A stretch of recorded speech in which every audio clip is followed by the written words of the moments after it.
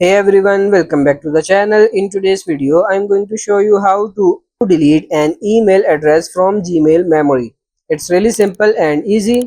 So when you send a new email from Gmail, any email addresses you use are automatically saved by Gmail. This means that the next time you write an email, their saved email addresses will be suggested as an autocomplete option for that email as soon as you start typing. To remove any email address saved in this way, you need to open Google Contacts, which holds the contact details from all the Google products you use. Google Contacts can be found the website address on http://contacts.google.com.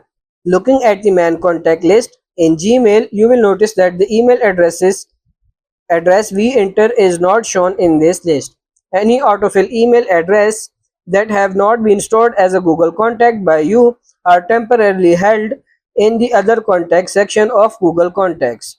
You can find it on this here left bottom. Click on it, you will see the email addresses we enter as shown. To permanently stop that email address from being suggested by Gmail, you need to delete it from this section of Google Contacts.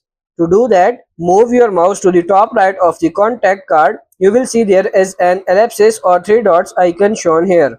If you click on it, you will see these options. You have to tap on this delete. A pop-up box will be shown.